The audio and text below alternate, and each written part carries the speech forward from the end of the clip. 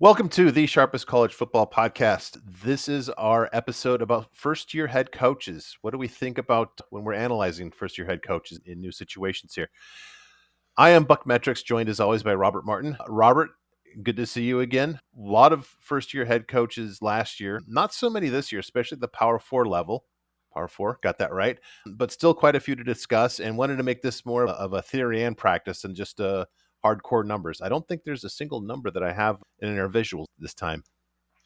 Yeah, and I will say it is one thing to note about coaches. If you remember, there was a very old, I think it was Steve Jobs said this, or someone in Apple said this in the early 2000s, where they had coined the phrase like this is like a tick versus a talk upgrade, where tick is a small upgrade and the talk is the bigger upgrade.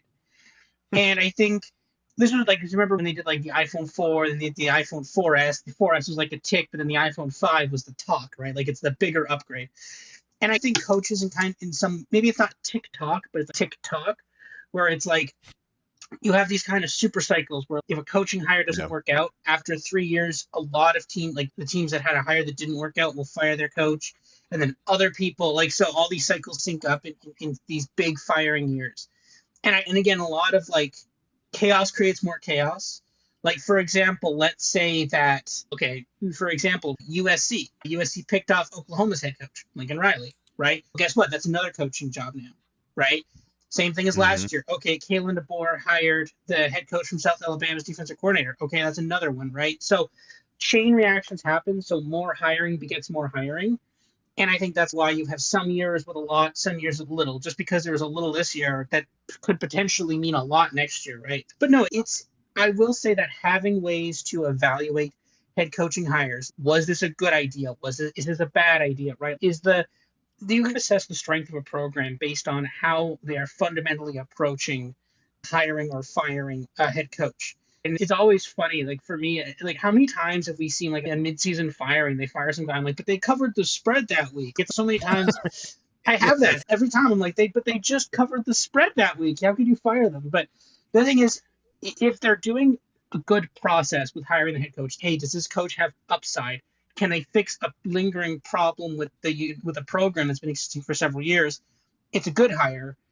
But as we talk about lazy hires, we'll talk more about this. There's some schools that don't follow a good process, and those are the schools we talk about for that too. Yeah. Yeah, I think what's interesting. One thing I noticed interesting too is it depends a lot on the program in terms of ticks versus talks. In Ohio State, I think will never do a tick, nor will in Alabama. USC went like a time bomb here with a Kiffin, a Sark, a Helton. They went tick, and then they finally Hmm. got a talk. We hope with Riley. It was a talk higher. Whether it still works out, I think it'll work out, to be determined though. But at least in terms of a bigger name that what the school needs, that was a talk. I don't know. Will Kent State ever have a talk? I think Probably not. No.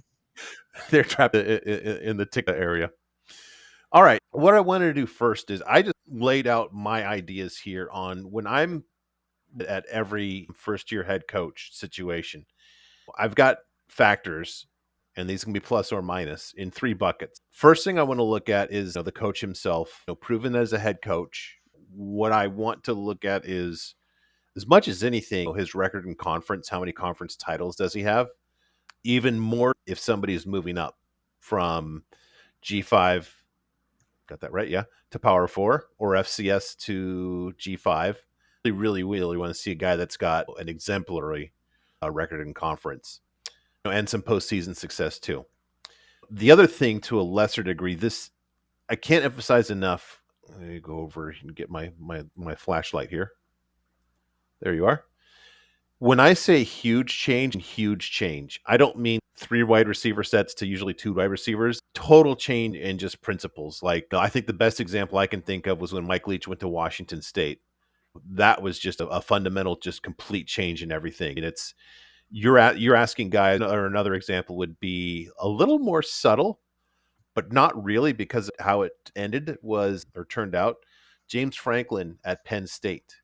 Bill O'Brien was very much a pro style offense. And Christian Hackenberg, people forget this, was actually really good at Penn State.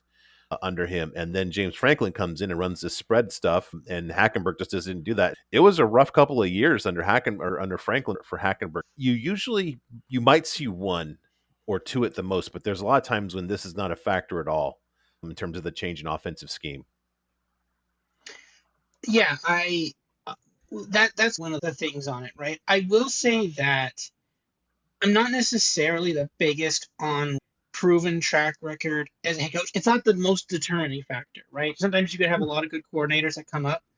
I look for both. I think I view negative, like if a head coach is not good and then they got hired to be another head coach, then I'm like, okay, that's not a good sign. For me, the track record of the head coach is much more of a negative indicator than a positive indicator.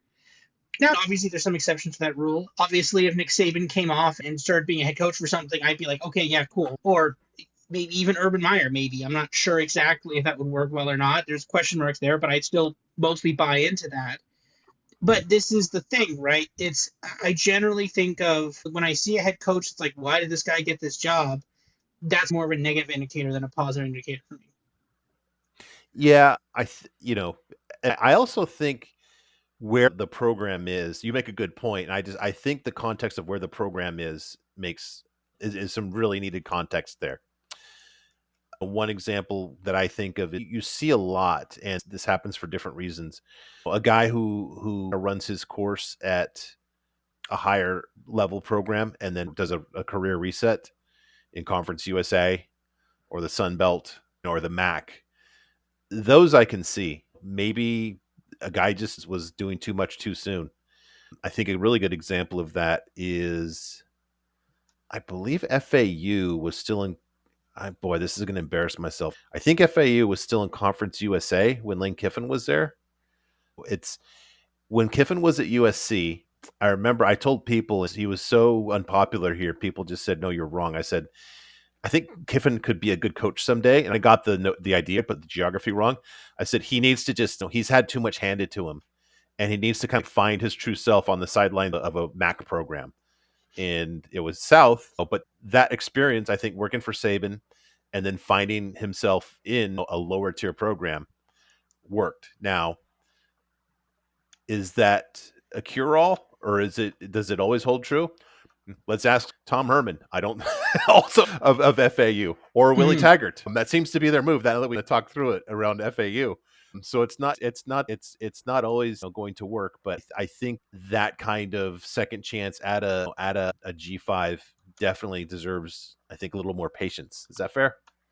Yeah, I think so, right? I think before it may not have been necessarily as like black and white in the sense that it's now abundantly clear what the top leagues are.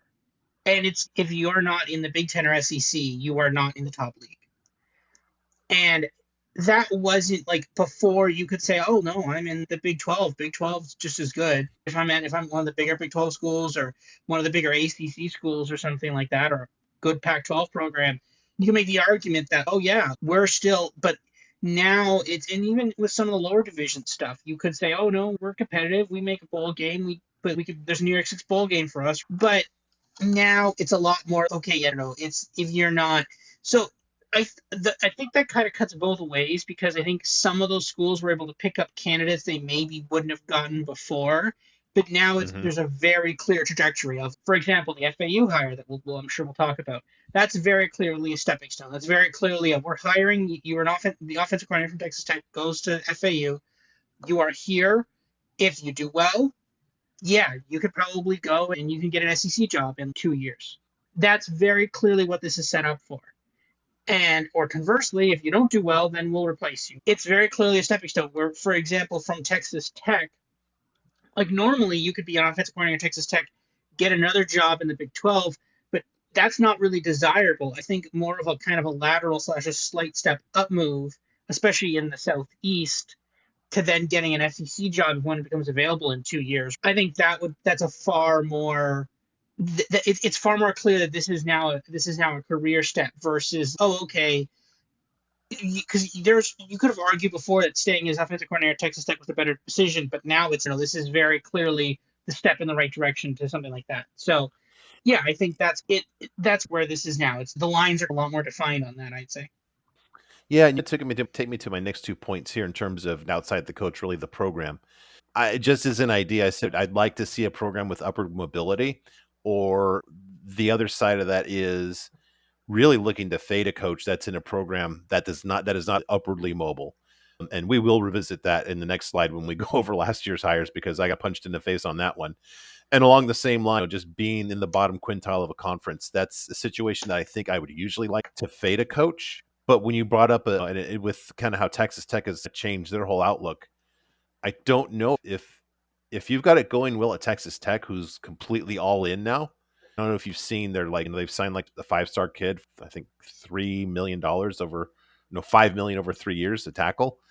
If I'm and he's the coach is a Texas guy anyways, but if I'm not a Texas high school guy, I'm just a regular coach there, and say a program like Missouri opens up, do I want to go there?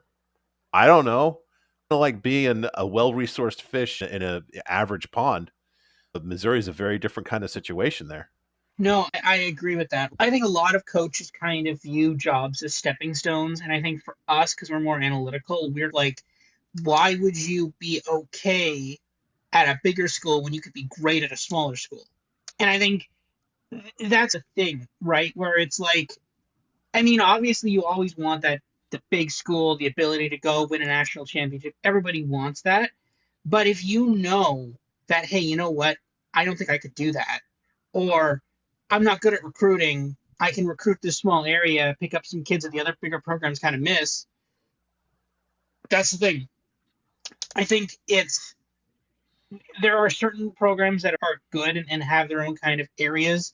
Some schools, and one of the reasons why when some schools fall off, they fall off hard is because they're probably in a very similar area to a bigger school.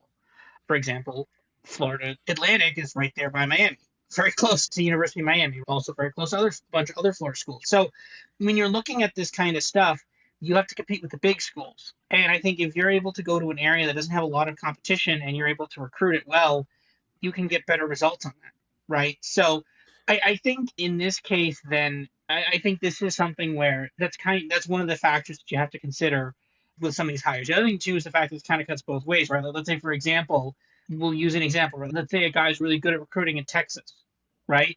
And then he gets hired by someone in a completely different state, maybe Florida or Ohio or something, and says, oh, he's going to be able to keep recruiting in Texas. Not necessarily, right? Because again, now you're trying to drag these kids up to Ohio or to Florida or something, right? It's not that easy. There is some limitation to that. I mean, he still has roots in Texas, but it's still a lot more difficult to be able to pull that off, right? So this is where sometimes the process is not that great with some of these hires, right?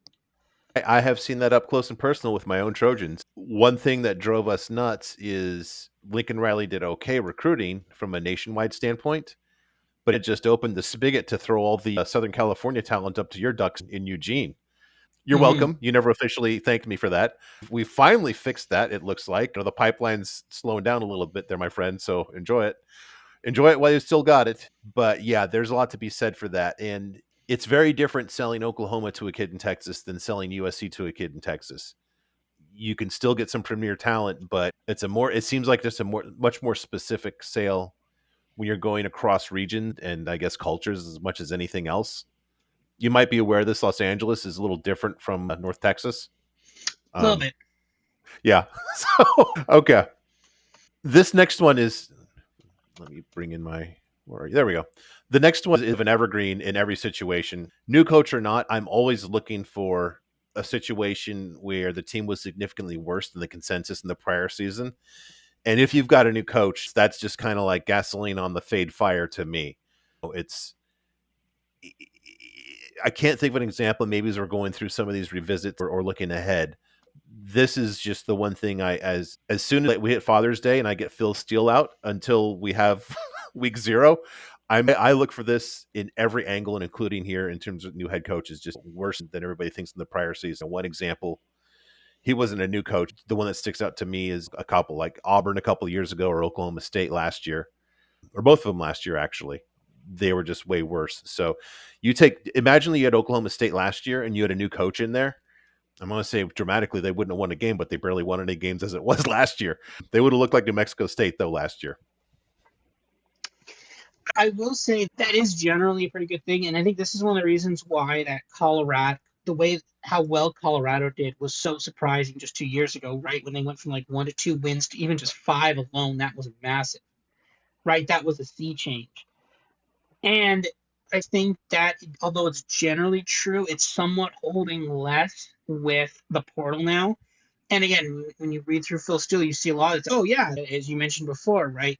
App State has more Marshall players from last year than Marshall does. Like, it's this kind of stuff where it's now the problem with that, though, is that playing cross conferences, right? Were the App State players last year better than Marshall players, right? And some of them probably were, right? Like you can't just port an entire team from a different conference, and like you have to adjust for conference strength.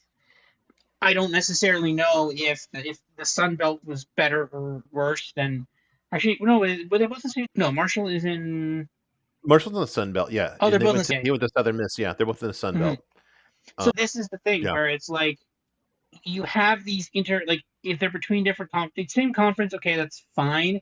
But if you're like, oh, okay, I've taken over like an SEC program and I brought all my kids from the MAC with me, I don't think that's going to go yeah. too well. That's don't think that's going to work.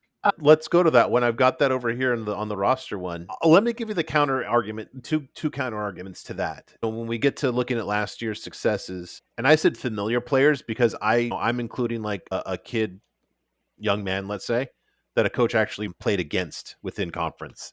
He knows this kid from the other side of the other sidelines, let's say. I will say that when you get more kids that have played for a coach or played against him and they follow him to a new program, it's of a canary in the coal mine about how much kids believe in him. So I that doesn't mean that it's going to work out, but I think that could speak to culture as much as anything else about this guy gets it. I think players are your best indication of coming up with this as myself, like this level of it. When it's such a liquid market now in the player transfer market, I think the number of kids, like I said, either on his old team or even if it was a coordinator on his old squad, if you will, or that he played against that come to with that coach to a new program. I think that might be a little bit of a leading indicator of what, at the very least, this is inarguable about what players think of the competence of him. Is that fair? That's fair. I will say though that and it does help, right? Again, and we mentioned in the first podcast, bringing a bunch of your guys helps execute your vision, and then also they can also help Yeah. train some other guys, right? So they can be like, oh no, you can't do that, or you got to do this. So it is good to immediately get that in there and build some culture. It helps with the transition. But the thing is, though, that I'm assuming there's a bunch of awkward conversations there, right? Say you're leaving and you're like, Coach, can I come too? And it's really far. It's colder there. Not any good clubs. Like, this is the thing, right? It's not perfect. It's not. And the thing is, sometimes you want someone to come in and they say, no, I'm just going to go transfer somewhere else. That's there. I think having transfers is a good thing. And this is generally making college football a bit more of a professional sport, more like the NHL, NBA, something like that, and NFL. It's making it more like that. It's making people have to think far more about roster construction than they would have before. But Mm-hmm. this is the thing where I think it's not nearly. I don't think it's nearly as important as it helps, but I don't think it's gonna. It's not like as we saw with Colorado 2 years ago. It won't completely save you because they started strong and then the wheels fell off.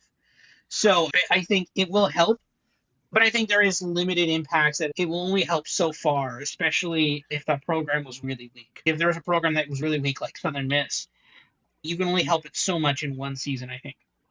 Yeah, I agree. I don't know. That'll be interesting when we'll talk about that when we talk about the 25 hires. To that argument too, I think in going hand in hand with the significantly worse is just if I have just generally poor, I don't think I'm looking. How do I say this? I would love to fade a team more that was really just a bottom 10 level on one side of the ball, since that's just a quicker rebuild. They'll probably have that Achilles heel unless they do like a Charles Huff level of player immigration. It's got to be a better migration. I think is probably the better term. Probably migration. Yeah, I think unless you have that level of kids following you over, you're in year one, you are almost certainly going to still have that as an Achilles heel. That I don't have proof of that, and maybe as we talk through who worked out and who didn't last year, we can get more illumination. But just an idea that I thought. Mm. Yeah, I agree with that. Yeah. Yeah. All right. So then after the program, we go over to the roster, and one thing, and in this one could be a little tough if the quarterback is well below par, and I say par because that definition is really going to vary with conference. A guy who stinks in terms of the Big Ten, if he goes to Conference USA, he could be all conference in a heartbeat. So there's context for that. Now, the other thing that's tricky about that, besides context, is we have our ideas, and I think that you and I are pretty good about figuring out who stinks as a quarterback. But if you have a good QB coach, sometimes that can work a little better right away than you think. Now, you can get burned by that too. I can't remember who was the guy that Tom Herman, his first year quarterback. Oh, It was a Casey bigger. Thompson. That's it. Yeah. And Yeah, we were thinking in Nebraska too, right? in Nebraska. Yeah. Mhm. Yeah. And I think we were saying, we were laughing. It's like Matt Rule's going to start our guy who's been at Georgia Tech and Arizona State and Nebraska, Jeff Turnover. I forget his last name. It was bad. Yeah. Casey Thompson couldn't beat out Jeff, what's his name, because of Matt Rule. I thought that was going to just work out great, and it didn't. It worked out horribly.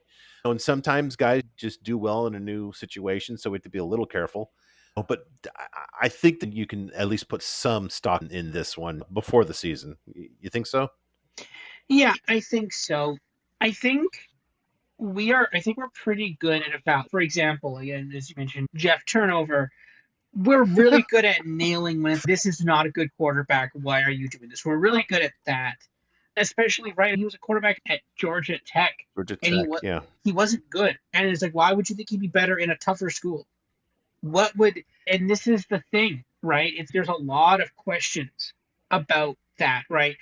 I think we're and again, we watch a lot of games. We watch a lot, so like we see a lot of this guy and a lot of these quarterbacks, and we're like, that was a bad idea. Why did he do that? Or it's like, hey, that guy was wide open. Why didn't you just complete like a 10-yard outrun to that guy, right? We see a lot of this stuff, so we know. So we have a good sense for the quarterbacks. What I do think we have a bad sense for, though, is a quarterback who has struggled but then with a new quarterback coach, to be fair, this is unknowable, but we probably do a bad job of trying to figure out, okay, if a quarterback is not good and they get a good quarterback coach and the quarterback coach fixes them, we're slow to pick up on when that could be. For example, Bo Nix, right, from Auburn to Oregon, that's a classic example of, okay, you know what, maybe we should have seen it. Graham Mertz had one good year at Florida, not another one, but one good year. So this is the thing where I think sometimes we undervalue the ability of a good quarterback coach to be able to get or a good offensive coordinator or whatever to get to get good production out of a quarterback who's been struggling, right? And I think generally betting on a quarterback who has not been good to continue to not be good is generally not the worst thing. And I think you can figure out pretty quickly. Like it only took a couple of weeks of Bo Nix to be like, "Hey, this guy's better than he was last year." Even for Graham Mertz, it was a couple of weeks. So you're not going to lose a ton as long as you don't put like a ton on some of these future bets based on a quarterback not being good. But like with some of them, you can immediately tell. You're like, okay, I know this is not going to work out. And I think that's the trick to catch that though. What I will say though in college football, and obviously there's all kinds of other portal moves, wide receivers, offensive linemen, all that kind of stuff. But one of the things that I will say that we see a lot now is quarterback transfers. Quarterbacks are transferring just Yeah. constantly. Like there's so many of them. And it's very similar to the NFL where you have these kind of like basically the second we saw the transfer portal, you basically immediately go to an NFL light functionally where you have basically these journeyman quarterbacks who are like, okay, they started a couple games here and then they got replaced by the rookies. So now they're gonna go to another I was gonna say program, but no, team. And then this is the thing where it's like you have these guys who are not good. They're not quite good enough to be a starting quarterback, but Mhm. okay, they're okay. They can be a backup if someone gets injured, stuff like this, right? So it's and the thing is, we're seeing more of just okay, fine, we'll pick this guy, right? And the thing is, it's like you wonder how much of it is desperation, how much of this is just oh, okay, we have no options, right? Because like when you see we don't see the final transactions, right? We don't see the Yeah. bill. We don't see the oh, okay, we paid this kid $2 million and we paid this kid $3 million. We don't see that number. We just see Yeah. this guy went here, this guy went here, right? So we don't say, oh, okay, they were trying to get this one for 3 million, but they didn't. So now they had to settle for him for 1 million, right? We don't see that number, so we have no idea. But this is the thing where it's like it. I think at this point, especially in the evolution of the game of football, you have to at minimum have at least an okay quarterback. At least an Yeah. okay quarterback. You can't have a quarterback that is actively harming your team unless maybe you're Army because it doesn't matter. But if you're not Army or Navy, you have and even but the thing is they actually have good quarterbacks. Like pick The those. I mean, quarterbacks, sure, yeah. you actually can't take their quarterbacks because of their Army contracts, but or their military contracts. But that's the point, right? Like those are quarterbacks are actually good. So this is the thing where it's like you need to have at least a somewhat good quarterback. It doesn't have to be. It doesn't need to be a first round overall draft pick. But if you can get a quarterback that's like a third or a fourth round NFL pick, like I think so many people try to go for the home runs, but if you could just get a quarterback, even just like a quarterback that would have some draft conversation, maybe go undrafted, that's still a better quarterback than most of the league would have. Where did Get Will these, Howard get drafted? Did he? I think he got like the fifth or sixth round, Yeah. right? Like I think that's what you described then, right? exactly, someone, and that's what Ohio State did, right? And it's the thing is it's like you don't need to have like when you look at like even Dylan Gabriel, right? Dylan Gabriel, right? I think he went in the fifth or sixth round as well. Sanders, right? These guys are the big stars and some of the bigger stars in college football. But if you could just say, okay, this guy's going to be an NFL pick, but maybe a sixth or seventh round, that's fine. Instead of trying to go after like the first or second round NFL quarterback and paying them millions and millions of dollars, get a guy and pay him 2 million, who's maybe like a fringe draft, like Kyle McCord, he got drafted like that, like Mhm. what would the cost have been for Colin McCord for some of these teams, right? What could you have gotten him for? Yeah. 2 million, as opposed to trying to pay like how much was Mateer? How much was some of the other one? How much did you pay for them? Is that you could have gotten McCord for like 1 million or maybe 1 million? Like this is the thing. It's value proposition. It's like you need to have at least a somewhat good quarterback to be competitive. And it's easy to find these guys who are just okay. It's hard to find the guys who are really good. But the problem is, I think so many teams are shooting for guys that are so good that they're then basically because of that, then they have to settle for someone who's not good, where they could have lowered the bar and gotten someone that was good. And that's when you have defense. That's when you have wide receivers, a running game, an offensive line. That's where those positions are supposed to complement it. It's like this isn't the NFL where you could just have a good quarterback and then everybody else is okay and then you're good. It's if you have a half decent quarterback and then you're able to stock the rest of the team with good stuff. That's how you build a winning team. And to your earlier point, kind of along the same lines too, I would say that we've seen the professional roster management aspect of college actually become more complex than NFL because there is no collective bargaining agreement and everybody's a free agent at all times. Now, that seems to have flipped from what I've read on The Athletic. I haven't read any contracts. So, as a CPI, I kind of like to get firsthand knowledge. So, this is secondhand knowledge. But it appears that the bigger programs, collectives, are putting buyouts in their NIL deals. So that will, and that they're actually, from what I understand, they are doing that from when a player commits and signs while still in high school. So you might see a huge reversion the other way where there becomes a lot less movement here pretty quick among your better players, if you will, who are going to have this kind of buyout language where they're going to say, oh, God, USC gave a huge contract to a local tight end here out of Modern Day.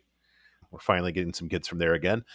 I think it's like $7 million over 3 years. And it's from what I've heard is, yeah, he's not going anywhere because he's got that language in his NIL deal. Good for him. So we might see a lot more movement on the lower levels too. That's what that's going to do is that's going to functionally freeze upper rosters, and it's Yeah. going to turn the lower leagues into a farm system, basically, which they But the basically lower, are now. yeah, but an Ohio State, a Texas is not going to have that for their entire roster. I think they'll just have it more like the NFL eventually, where your most important guys are locked up, and then the other guys, okay, after 1 or 2 years. So I think what you're really going to see is less of those developmental feel good stories, unless the kid grew up down the street from the school and just would do anything to wear the uniform and forego money elsewhere. Hmm. Um, so I think that's how that plays out. But see, that's where I think you're going to see. if you have a wide receiver, and we saw this a couple times, right? If you have a really good wide receiver from like a G5 school or something, and then all of a sudden, oh hey, Ohio State has a hole in their roster, they need a wide receiver because maybe they need like a wide receiver 3 or something. Then all of a sudden they're just going to be Yeah. like, cool, here's 5 million, we're done here. Like that. And the thing is, to be fair, that's what's happening now. Yeah. That's not what's not happening now. That's definitely what's happening now. It's just this is now going to formalize that process, which I am in favor of, right? If something's going to happen, just let it happen legally in a formal process rather than like under the table, like all of a sudden, like I mentioned the transfer portal. A day later, I'm at Ohio State now. It's okay. That was really quick negotiation there. This is the thing. Like if it's gonna happen, legalize it and let it happen in a professional or like organized and negotiation manner, right? Yeah, and the gravitational pull will always be up because they'll have the resources. And if in your example, that guy that Ohio State is pulling, it might be I forget what this guy landed, but FIU like for the second year in a row lost. I think this year they lost their guy to Mississippi, but last year they lost a guy to Notre Dame. I think you'll always have that pull. Omari Kelly went from Middle Tennessee to Auburn, so I think you'll always that'll still be the same. There's no way Middle Tennessee doesn't pay, it probably doesn't spend enough on its whole entire football program to match whatever Ohio State if they wanted Omari Kelly. So you're always going to have that. I don't know. Good for the players though. If somebody said to me, you know what, you can't consult. You have to go back to that horrible place that you worked before you consulted because it hurts my feelings to not see you working in that old building and wearing their uniform rather than another uniform. I'd give them one of these and say, yeah, not your decision, pal. Yeah. So that's how the real world works. Hmm. All right, back to the roster. Last thing here, I threw this out as just an idea, and I'll just spoil it here. Despite as much as I love the offensive line and think it's super important, this one did not turn out to be the case. We can go over that in a second. All right. Wanted to just revisit, first of all, the 2024 hires, the ones that I put the hires in the three buckets: the overperformers, the met expectations, and the underperformers. Typically, if a coach was within 1.5 games of the preseason win total posted wager, they met expectations. So these are the guys that basically beat their preseason win total by a game and a half or more. So the one thing that really sticks out to me, if I Indiana, you have Signetti, Summerall. We talked about him on the last one. People forget O'Brien, what a good job he did at Penn State going in a really bad circumstance. Elko, we've been Elko backers from literally week 2 at Duke. Mhm. Manny Diaz, I think I wouldn't say great, but he was good enough. Bronco Mendenhall was really good at BYU, did a good job at Virginia, probably in that same level as Manny Diaz. And James Madison, Bob Chesney was really well thought of. I think he has multiple conference titles at Holy Cross. San Jose State, Ken Niumatalolo was really well respected at Navy. So I see this group right here as like guys who were just really the proven as head coach as much as anything. Boise State and Syracuse, you had an interim going to a full time. Fran Brown was the first time. I forgot about this when I put this together, but Brian Vincent, I forgot. He actually had that one season where he filled in for Bill Clark at UAB. So he wasn't, and he actually did okay. He probably should have gotten the UAB job. In their infinite wisdom, they instead they instead went for Trent Dilfer. Congratulations on that move, guys.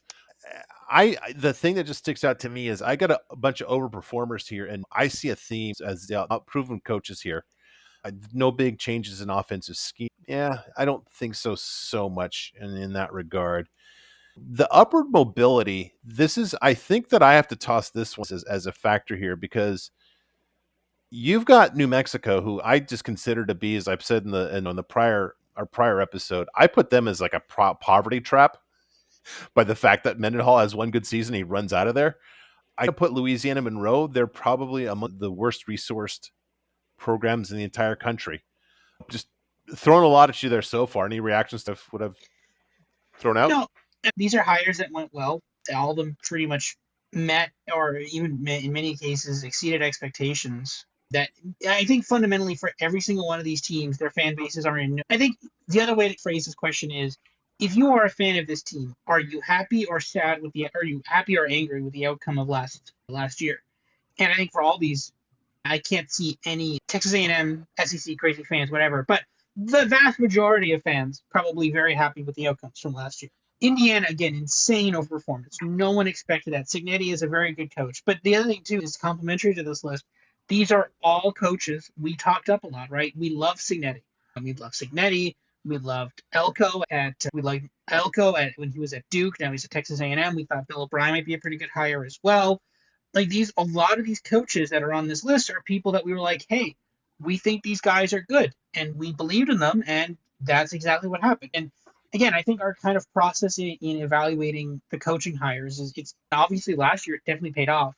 I think we'll see how it plays out this year, but I think we seem to have a really good idea of who is a good coach, right? And you look at for some of these Signetti and Elko, you look and even a couple years before with Leipold who went to Kansas.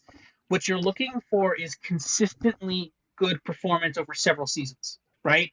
It's easy for you to just have a really good quarterback one year or a really good wide receiver, and then they Mhm. carry the team to a couple to win or a bunch of wins, and then the next like you get like a 9 or 10 win season, and then you like get 2 8 and 4 seasons, and then I'm like, oh, he had a really good year 2 years ago, and then some other schools, oh, he had a good season 2 years ago, regress a little bit, but let's hire him and maybe he'll get that back. That's the kind of thing. But when you have like consistently 11 win, 10 win seasons in some of these lesser schools and or whatever, like consistently getting to the conference championship game or very close to it, right?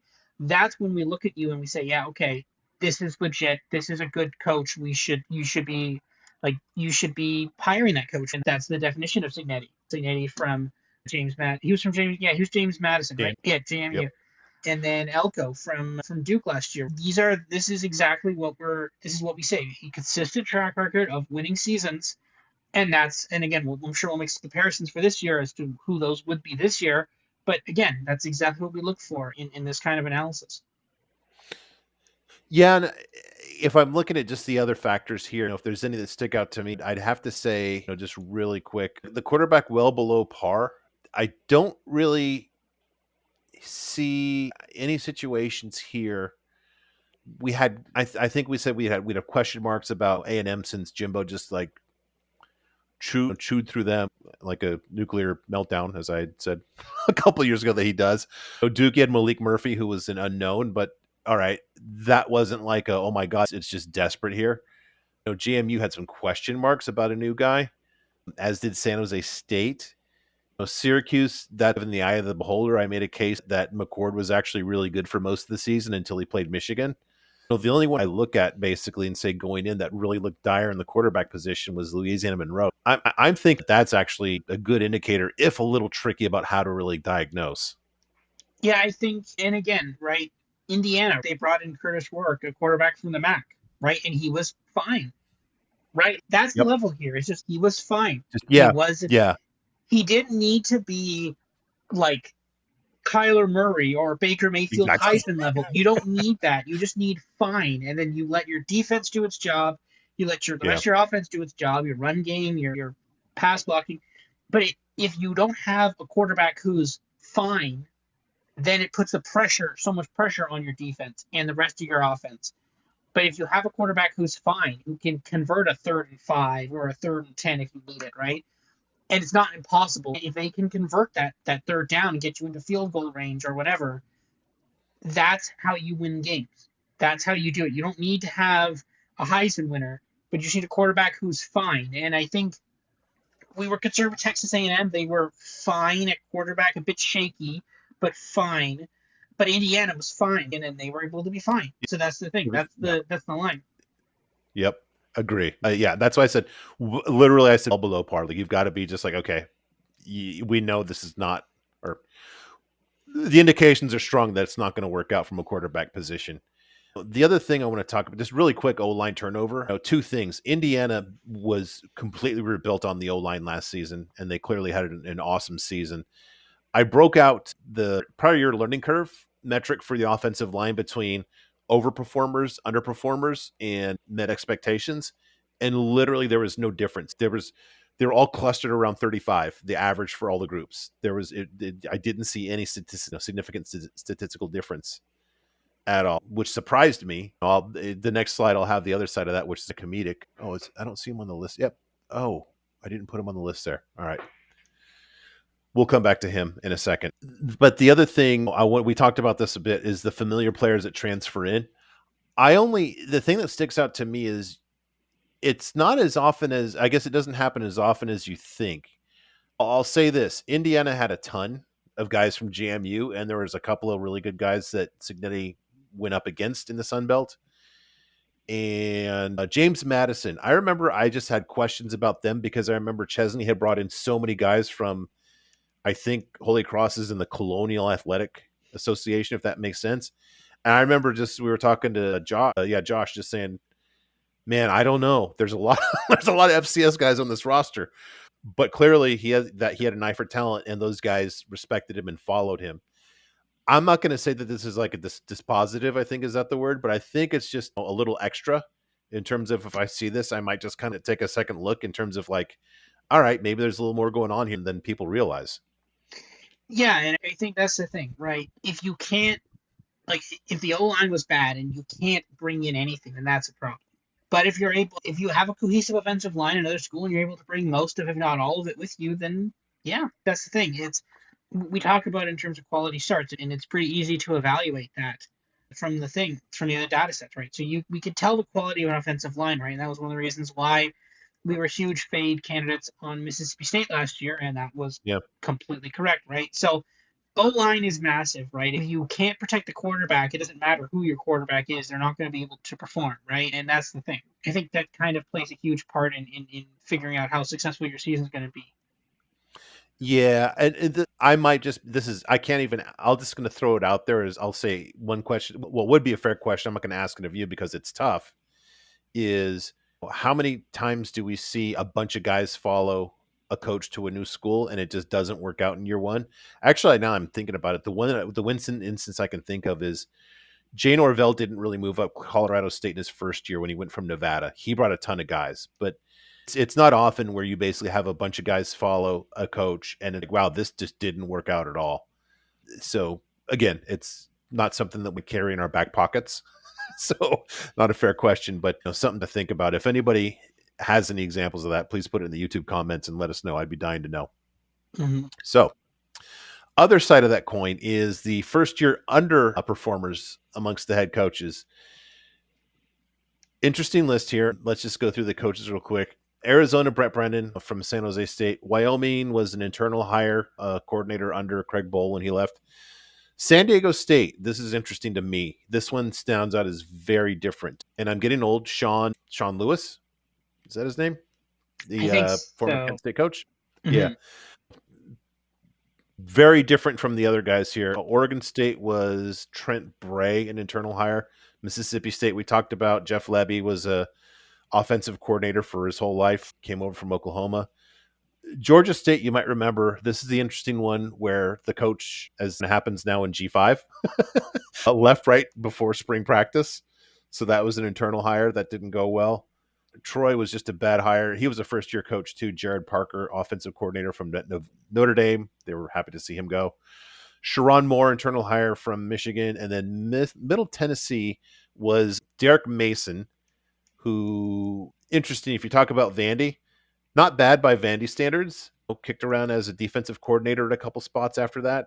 Worked at ESPN for a year. That's not the easiest job in the world. I'll just say that. To your point about where you're nearby, I think they're about they're in Nashville, so they'd be recruiting against Vanderbilt. If you're in that area, you want to go to Tennessee if you're any good, Mm-hmm. or if you're not that good, you go to, and if you're really smart, you can go to Vandy. What I see here is I only see, if I'm unless I'm missing something here, 1, 2 guys that had been head coaches before. They both did good jobs in their prior places. San Jose State was good under Brennan, and I don't know. Lewis took Kent State to a bowl game, which seems unthinkable now in terms of how good of a coach he is. But otherwise, you've got a lot of first year coaches here. And how many times did I say internal hire as well? I'm thinking that this is the secret sauce clearly in terms of what the most determinative factor is in year one. Yeah, I would say this is a list of coach underperformers. It's also a list of horrible situations. That's true. And look, I mean, Arizona, Jed Fish leaves in the offseason. And he takes a ton of the talent with him to the Big Ten, to Washington, because Washington's coach got poached by Alabama. So then Washington takes Arizona's coach, which was a good coach, and then all of a sudden Arizona needs a head coach. So but when Jed Fish left for Washington, he took a ton of the pieces with him, so that was the problem. Wyoming, you're replacing a long-term head coach who had built up the program, so that's a disaster in the wings.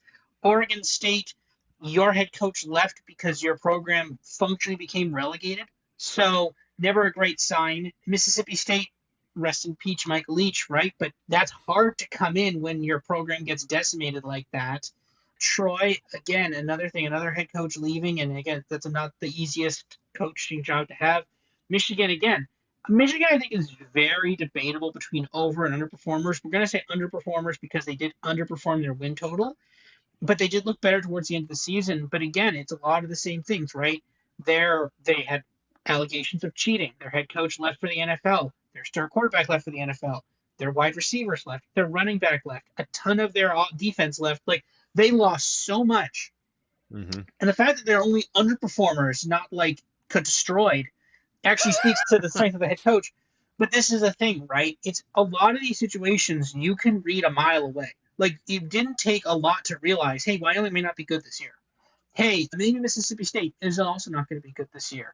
Or hey, maybe Oregon State, when their entire team got relegated to a lower division, maybe they're not going to have a good year, right? These are not particularly difficult calls to make based on some of this stuff, right? And it's just Yeah. some of it has to do with the head coach, some of it's just the situation, right? Like now the question is, did the head coach help? I'm going to go with in a lot of these situations, no. Arizona's defense was horrendous, absolutely horrendous. One of the worst defenses I've ever seen in my entire life. As proof, I think New Mexico scored 40 on them. A team that, again, has been mentioned before, one of the worst resource schools in all of college football scores 40 on you, and you're Mm-hmm. supposed to be a Power Four program. Like, what are you doing here? What's happening? Like, how is this legit? How can you do this? Mississippi State, yeah, it's an SEC. Yeah, that was never going to end well. But again, a lot That, of these. and sorry, real quick, that was Mhm, a huge overhaul in scheme too, because you had mhm, Zach Arnett that was using that total like 3 yards in a cloud of dust to Jeff Levy, guys all over the field, all over the place, just a yeah. totally different thing. And new offensive line. Sorry, but just wanted Mhm. to. Nobody, exactly, right? Like a lot of these situations, you could tell, hey, this isn't going to go well. This doesn't look good, and it's going to take a couple of years. Now, I think Michigan might be able to turn around this year. Maybe Arizona might. Oregon State seems to be, at least from their conference standpoint, they seem to be a little bit on the up and up. So maybe they might be able to pull that back at some point here. But this is the thing, right? Is that like for some of these, I might be able to turn around, but for some of them, this could be the head coach is maybe not going to be able to pull this out. So we'll have to see on some of these. Yeah. A few reactions. I think this is where things can get a little circular, or some people might just say, duh, that's not what you're trying to do. Identify. But I think the expectations, as you and I said, but going to the season on Michigan were so high that they were just like, they weren't realistic. And if I'm using as my criteria underperforming your season win total, that number was stupid. We knew that right away. They were even money to not make the playoff last year, which is it's absurd looking into it because this was clearly an issue too. The quarterback Yeah, situation for them, they were looking at a double whammy, and like you said, just like something that's not even here, but it's almost like even is there some kind of cloud over the program? They had it in spades there with that cheating allegations thing. I want to go back to the quarterback position here too, and that a lot of these had really were in very tough situations. A lot of them, Mississippi, Middle Tennessee. Now they kind of stumbled into that. That guy turned out to be really good. I think this is why I'm giving Sean. I'm hoping it's Sean. Yeah, Sean Lewis. Sean Elliott's the other guy I confuse him with, who hmm left Georgia State in a lurch. So Sean Lewis had literally less than nothing at the quarterback position. I was trying to make a case for them before that last season. I just couldn't because I couldn't get past just how horrible the position is. I haven't really crunched my numbers on them yet. So I'm giving him a mulligan. He is one of only two proven guys on this list. So that takes me to Arizona, which is just weird in that he twice had. Okay, first of all, let's just set the stage here. San Jose State, where Brendan came from, I had a client up there for a while. It's not in a great neighborhood, and it's in a weird neighborhood. It's certainly not the definition of a college town, San Jose. It's just a weird setup. I drove by the football stadium and didn't realize it because it seemed from the outside it looks like the parking lot for a convention center is how I would characterize it. And he had two really good teams there, and they were horrible before. And this is what's weird is, yeah, Fish took a lot of talent with him to Washington, But Arizona did keep Fafita, the quarterback, and they kept, I think, a top 5 receiver in the NFL draft in McMillan. Where did he go? You're the NFL guy. He was a top 10 draftee, right? Wasn't T-Mac? Yeah, for the wide receiver from Arizona, right? Yeah, for the Patriots. He's the Patriot now. So, so he had some pieces there. Now maybe that's the next. I think the next thing to dive into is maybe he just got some assistants that maybe it's a matter of he didn't get the right assistants and a new conference. He didn't really know what to expect, and he got punched in the face repeatedly, probably from an offensive standpoint. Really weird. And I was a big Brett Brennan fan. I still think he did a good job at San Jose State, but man, that was so bad that less of a fan now from what this guy from his resume. Oh, and by the way, Jeff Sims. Jeff Turnover is Jeff Sims. There you go, Jeff Sims. That's right. Yes.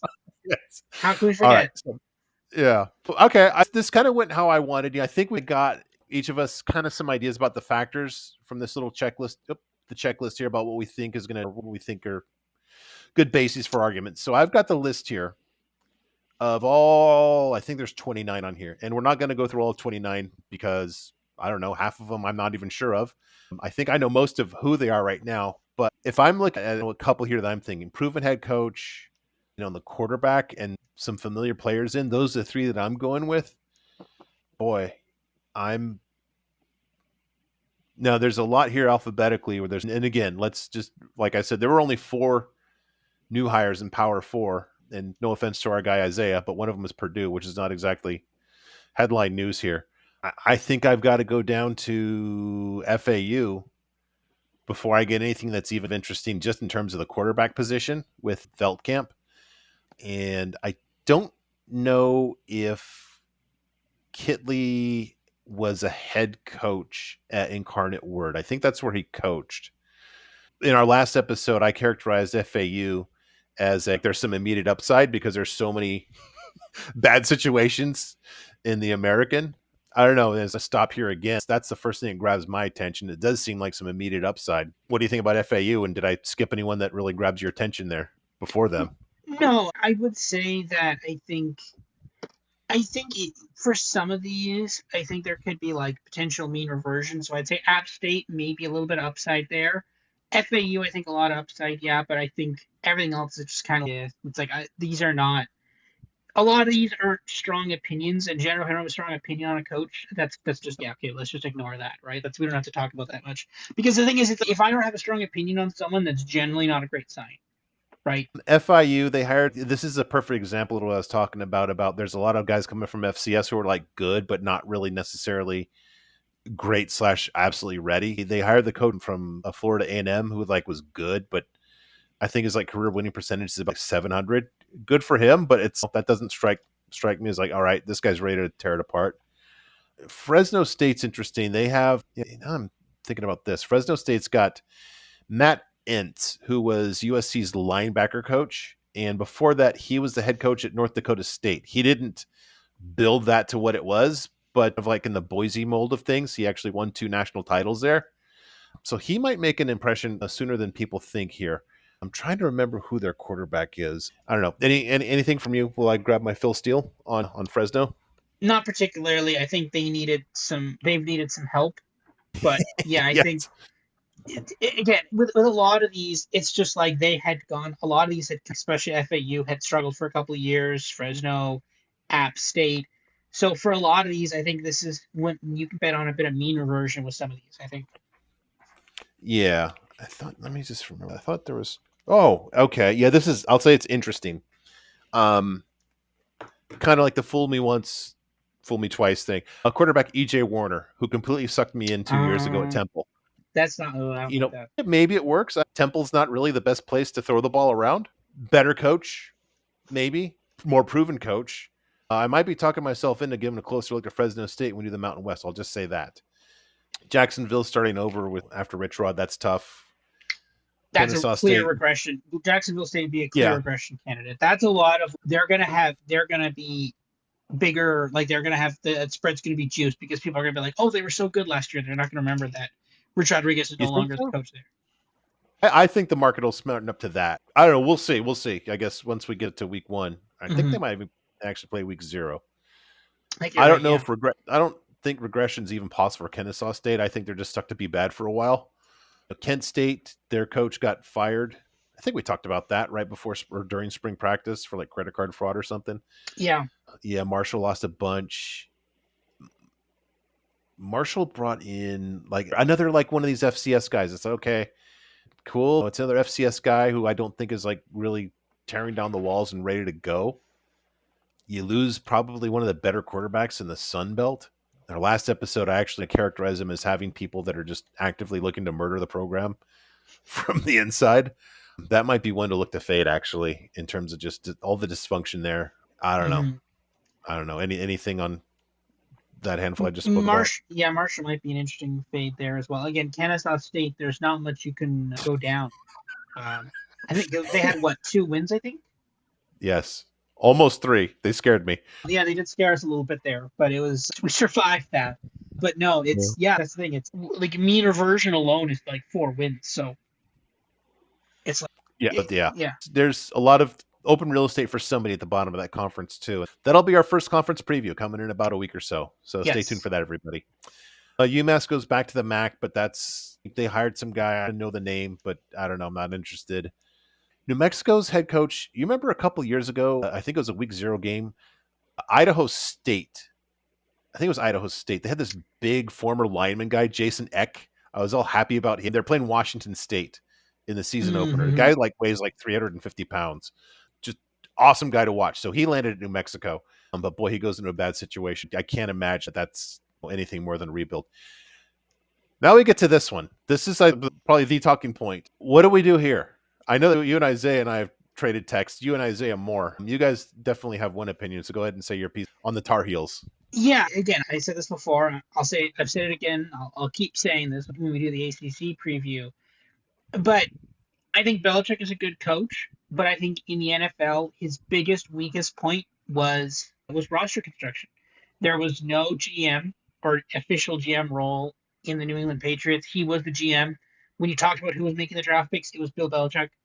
And one of the things that the Patriots were really bad at through the entire time of Bill Belichick's time there was drafting. Literally, the roster was held together by Tom Brady. And second Tom Brady was gone, the roster completely fell apart. At one point, they were one of the biggest free agent spenders, but the problem is by that point, it's already too late. The people who are available through free agency, they're not going to win you a Super Bowl, right? Okay, they can patch together a couple of roster holes, but you can't build a roster at Target, right? That's the thing. So this is the thing, and the thing is, I actually think that in the NFL, obviously roster construction is hugely important, but I actually think in college football, it's even more important. I think in the NFL, you can get a couple of linemen who are quality NFL guys and you can coach them up a little bit. But in college football, if you don't have quality linemen, then you're done. Or quality lineman, or quality quarterback, or running back. And if Bill Belichick, now maybe if he delegates, okay, maybe we could talk about that. But if he doesn't delegate, if he is full on scouting and all this stuff, and he has final calls and final say on who's getting an offer or not, that's a problem. And I think I saw it was a picture. It was like an article. I think there was like I think they either recruited or they're recruiting some kid, like some 17-year-old quarterback. And I'm just like, man, like Bill Chuck is what in his 60s? Is he almost 70? He's getting up He's there. 70s. I He think is in it's his 70. 70s. Just imagine like a 70-year-old interacting with a 17-year-old. Like the 17-year-old plays like Fortnite and like watches memes and stuff, and there's just Bill Belichick there who's I only care about football. It's just could you imagine that conversation, man? Like No, just his girlfriend's 24, not 17. I don't know what you're. that's true. I'm.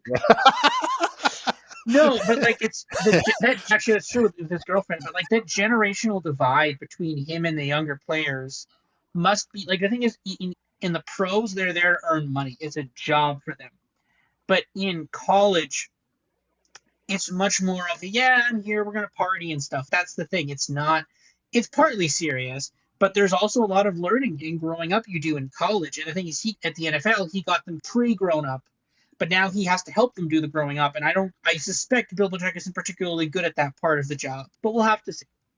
Yeah, yeah, yeah. Maybe this is a captures it. The one thing that the one statement that was famous when he was the coach of the Patriots was "do your job," and just everybody's kind of kept everybody in line by just saying "do your job," as in just shut up and do your job, and I don't want to hear anything else. I just don't see that working in college. No, Just do your job. That's not how 20-year-olds work today.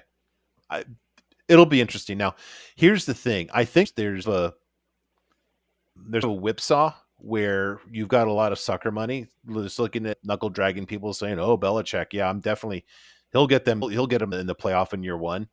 And I think there's such a whipsaw of that of people saying, "Are you kidding me?" Just making your more informed argument that we might be stumbling on what is the proper number, even though the variance of the possibility of outcomes is probably a lot more wide for North Carolina than a Yeah, lot of other teams. I use this. The way to think about it is when you see think of it like when you see expected births, like expected births per woman is like 1.8 births. No one's having 1.8 babies, right? North Carolina. North Carolina is not having Yeah, 7.5 wins. They actually can't, but they're not getting 8 wins. They're either going to have 5 or 10, right? That's what we're talking about here, right? There's the middle ground. That line that exists isn't a real line. It's going to be either well below or well above that line, right? Betting yeah. up below that line, like that's the thing. That's how this works. So you're either betting below that line or you're betting for it because you think it's going to be well below that line, or you're betting it because it's well above that line, right? Something like that. Yeah, and that's one reason I didn't play it or have no interest in playing it just because it's a very informed guess, but to me it still seems like a guess. And I to move it along. The next one that grabs my eye, and literally I didn't think about it until we just have gotten this kind of mode of conversation, is our beloved Bearcats with a K at Sam Houston.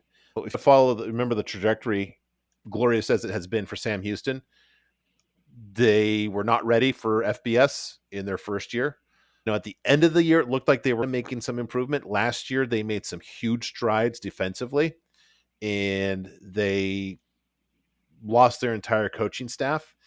And I think that I'm going to say the argument that you're making here for Jacksonville State, I think that we might see that for Sam Houston, where Sam Houston was really like a little better than you might think, and it permeated, I think, into the market by the middle of last season. I think it might take some time for the reality of the new situation without Casey Keeler and without their awesome defensive coordinator are no longer there. That might take a few weeks just to reinforce that this is a very situation now. I'm gonna haven't got to them yet on the Conference USA, but that's gonna be a second or third look at a fade for me.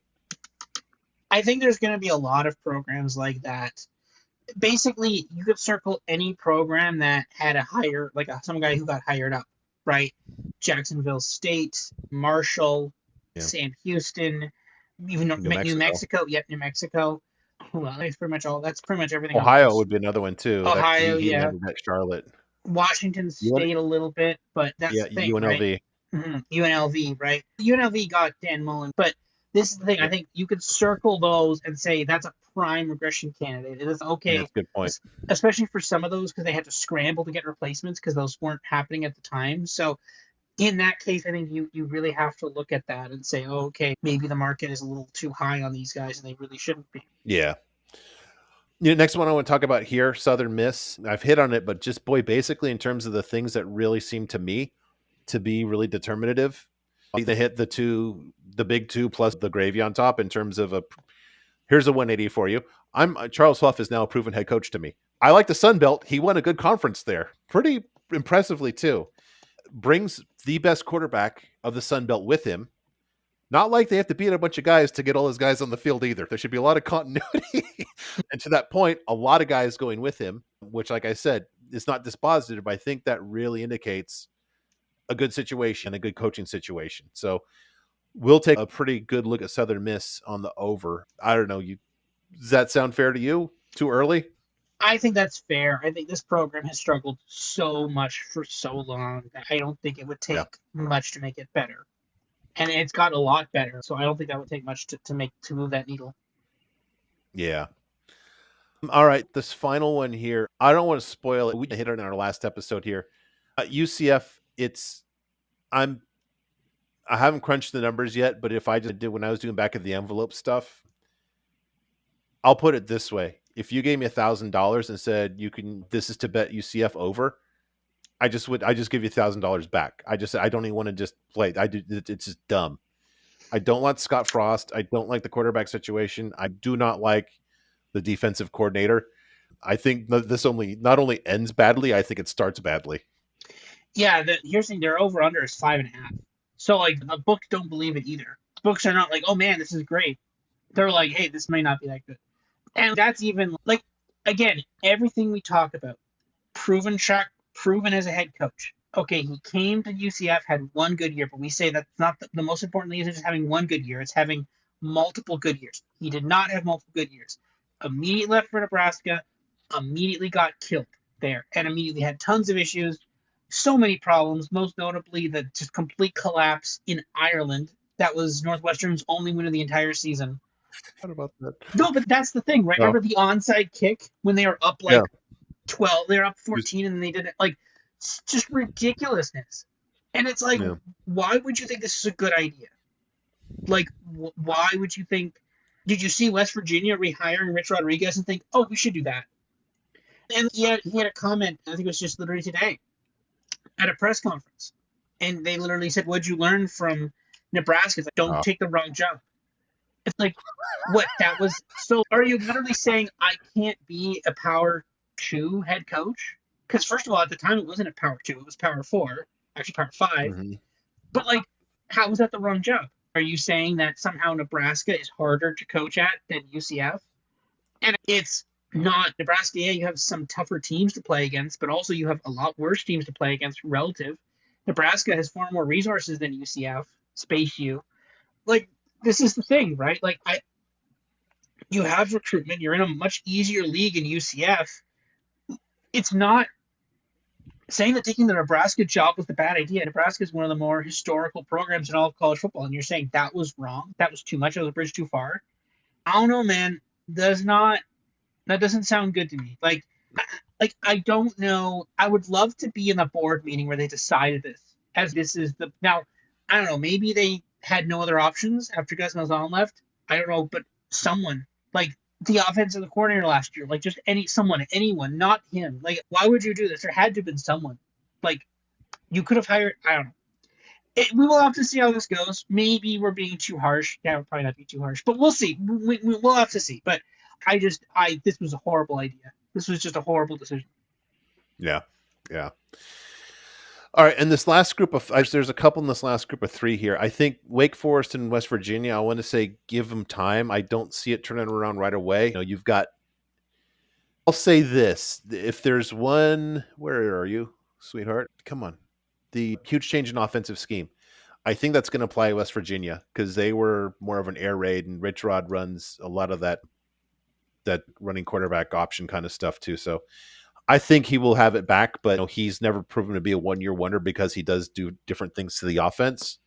I've been a fan of Jake Dickert. It's a weird thing seeing a Wisconsin guy who then did well at Washington State go to Wake Forest. It's an odd career arc. Good for him. I'm sure he's making a ton of money, but I think that's going to take more than a second. You had, and again, I guess maybe the huge change in offensive scheme. I don't think he's going to run that weird mesh offense where they just hold on to the ball for 5 seconds in the pocket and then see what happens. So I think that those two, I think they'll turn out to be good hires, but they're going to take a second here. Yeah, I would not be betting on it. Wake Forest, and you can make the argument for Stanford too. They need to reestablish a new identity. I think that's going to take a couple seasons. Yeah. Stanford has an interim coach. Congratulations. Already interim coach at this point.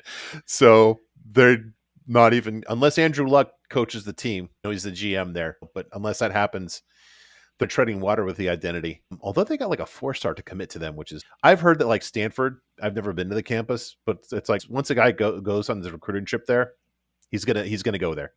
People just Mm-hmm. don't say no once they're on campus there. All right. So that is it, Robert. That was fun. Totally unscripted, pretty informative. Like I said, it took some stops I didn't expect. That's why I like to do this. So thank you all for listening, watching. If you're on YouTube, please leave comments as to where we agree, but more importantly, where we were wrong and where you disagree. That's the fun part of this. So we will be back with you again shortly with another episode, and we'll talk to you then. Robert, I will see you then. Yeah, see you then.